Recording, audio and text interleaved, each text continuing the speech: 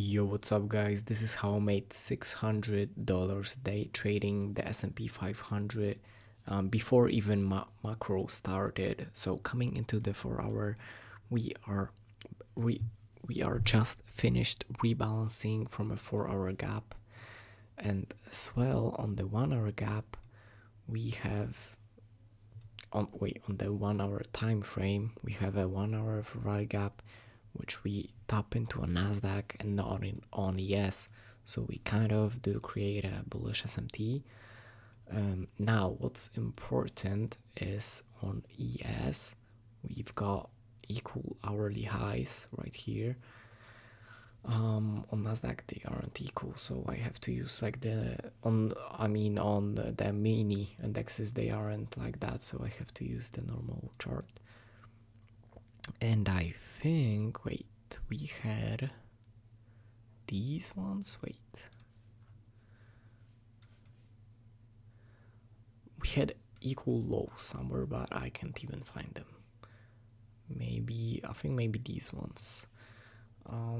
So it was kind of like we have good liquidity in both directions. But I guess we had, I don't know why I didn't mark this high out. We were very close to bullish liquidity, or I guess we were very close to liquidity to the upside. We had so much stacked liquidity. That's 1, 2, 3 and a hourly gap.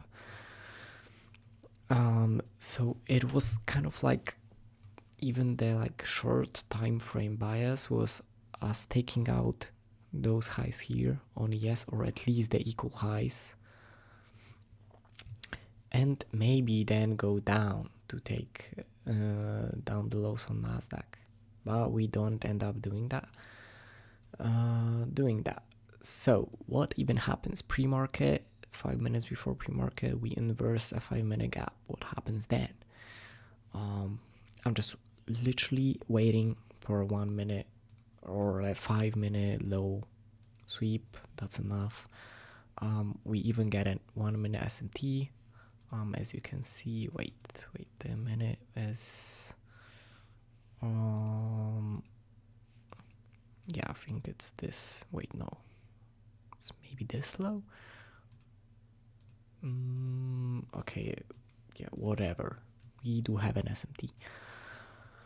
So we sweep those lows. I was ideally waiting for value gap to get created in here, but since we didn't have one, then I wanted us to just break the 79% extension as a break of structure and enter on that. But entering here would be pretty diabolical.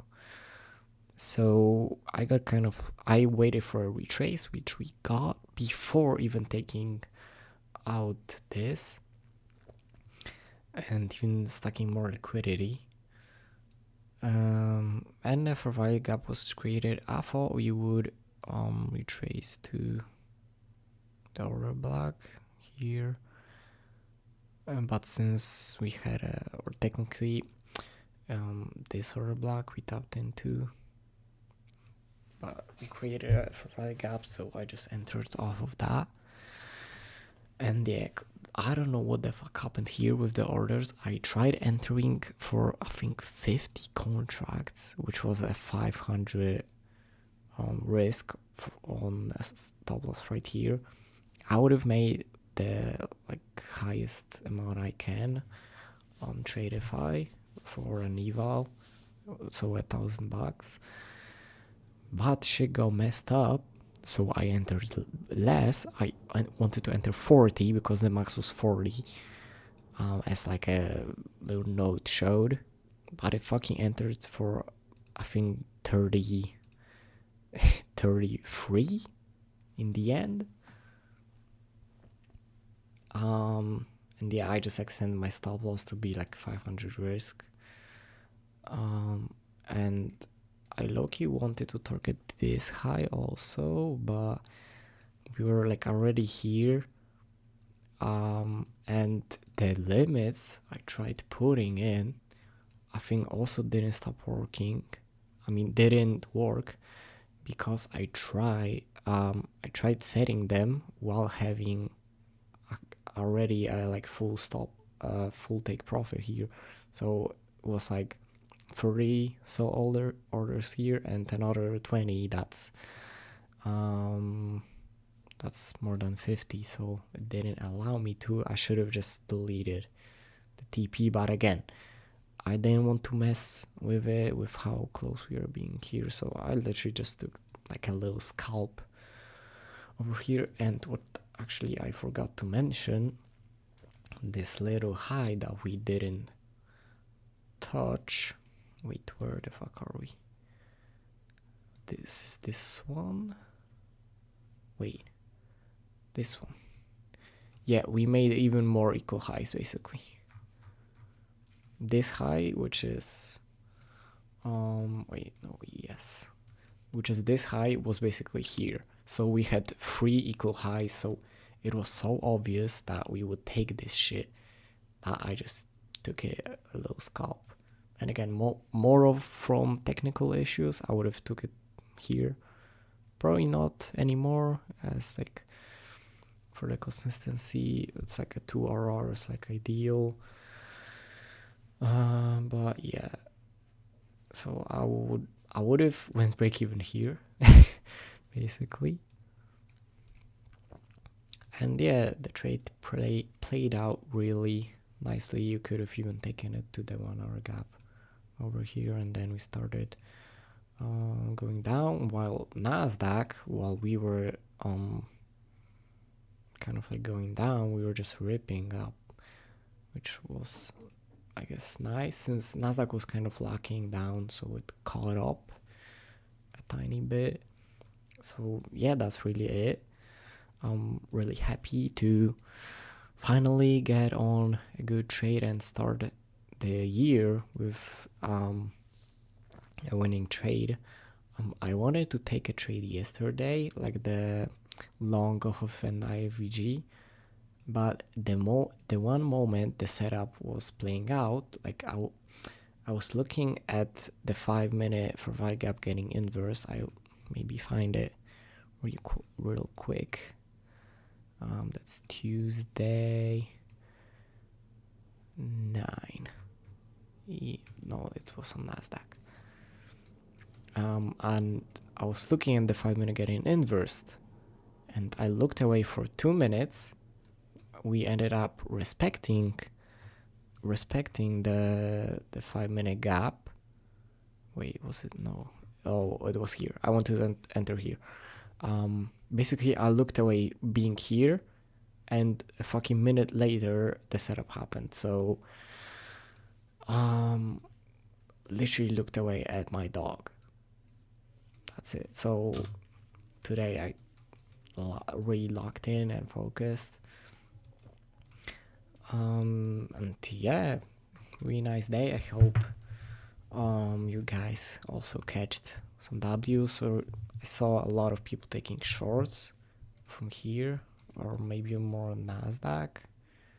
I don't know. I saw people shorting today, I think on ES.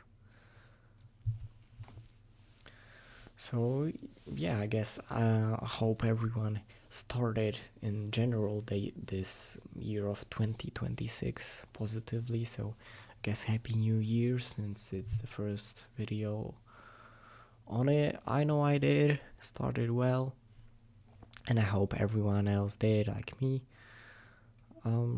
Really obvious trade, bro. All I can say, really obvious trade. The only really lesson I would say is just I already learned the technical difficulties of setting up a stop loss with so many contracts. So yeah, it was a tight stop loss, so a lot of contracts. So no technical lesson to take, I would say, from here, as it was really a good setup. I would say we had a 5 minute inverse, not breaking structure, but closing above the most recent high. the 5 minute, then making even a 1 minute SMT, sweeping out a 5 minute low, and then rejection off of that, even a 1 minute break of structure, and a provide gap entry. So this was really a good entry in my opinion, and it was really quick since it was literally 7 minutes after market open, but 3 equal highs so close to us is like something that would seem obvious that we will take. So I just had to take it. It was a really nice setup. So yeah, I think that's it. No lesson today, just explaining really the setup. And yeah, I hope you guys had a good day and have a good night or day whenever you're watching it. See you.